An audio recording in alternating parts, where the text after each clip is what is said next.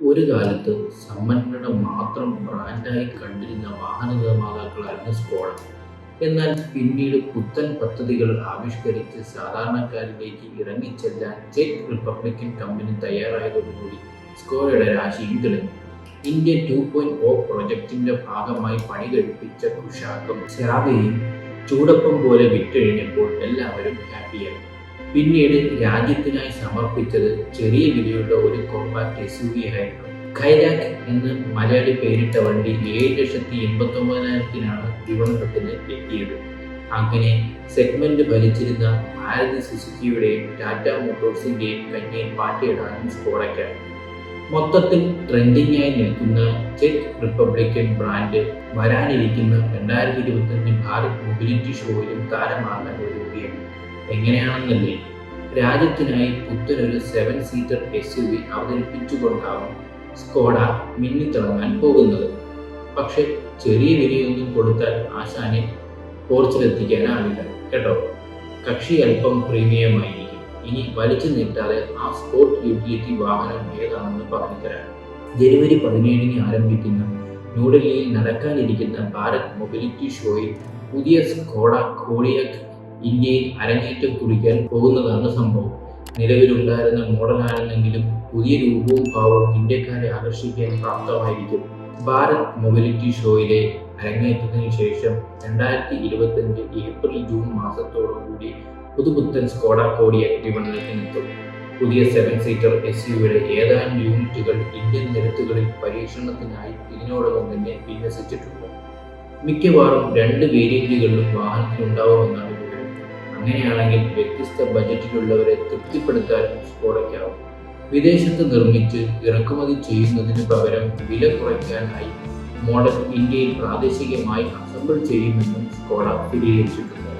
മഹാരാഷ്ട്രയിലെ ഔറംഗാബാദിലുള്ള കമ്പനിയുടെ നിർമ്മാണ കേന്ദ്രത്തിലാവും SUV അസംബിൾ ചെയ്യുക. നിലവിലെ കോഡിയാക് 7 വർഷം മുമ്പാണ് ഇന്ത്യയിൽ വിൽപ്പനയ്ക്കെത്തുന്നത്. പിന്നീട് മിഡ് ലൈഫ് ഫേസ് ലിഫ്റ്റിലൂടെയാണ് കൂടുതൽ മോടിയോടെ തുടരാൻ വാഹനത്തിനായത്. പക്ഷേ പുതുപുത്തൻ മോഡൽ ശരിക്കും ഞെട്ടിച്ചേക്കും. എക്സ്റ്റീരിയർ കാഴ്ച പഴയ പതിപ്പിന് സമാനമായി തോന്നുമെങ്കിലും കാര്യമായി നോക്കിയാൽ ഡിസൈനിലെ മാറ്റങ്ങൾ കാണാനാകും. 2ാം തലമുറ ആവർത്തനം നിലവിലുണ്ടായിരുന്ന കോഡിയാക്കിനേക്കാൾ വലിപ്പമേറിയതാണ്. കൂടാതെ സ്കോഡയുടെ മോഡൽ സോളിഡ് ഡിസൈൻ ഭാഷയോട് കൂടി ചേരുന്നതോടുകൂടി 7 സീറ്റർ SUV കിടിലമാകുന്നുണ്ട്.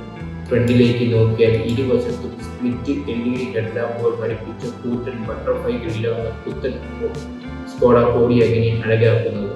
അതോടൊപ്പം മസ്കുലർ ലൈനറോടുകൂടി സ്കോഡയുടെ 2D ലോഗോയും ബോണറ്റിൽ ഇടം പിടിച്ചിട്ടുണ്ട്. വശക്കാഴ്ചയിൽ വന്നാൽ വലിയ അലോയ് വീലുകളും ചതുരാകൃതിയിലുള്ള വീൽ ആർച്ചുകളുമാകും ശ്രദ്ധേയമാകുക. പിൻവശത്ത് റാപ്പ് അറൗണ്ട് LED ടെയിൽ ലൈറ്റുകൾ കൂടാതെ ടെയിൽ ഗേറ്റിൽ സ്കോഡ ലൈറ്റിംഗും കൊടുത്തിട്ടുണ്ട്.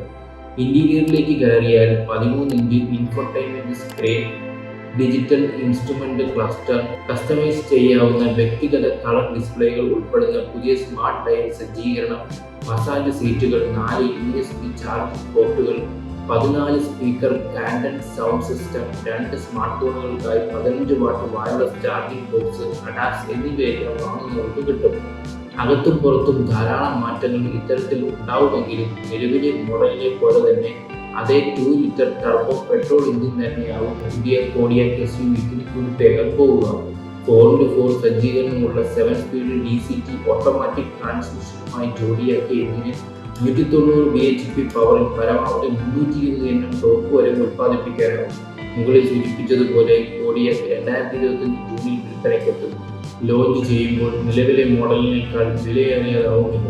ഇപ്പോൾ 39,99,000 രൂപ മുതലാണ് കോഡിയാക്കിന് വരുന്ന എക്സ്-ഷോറൂമിന്.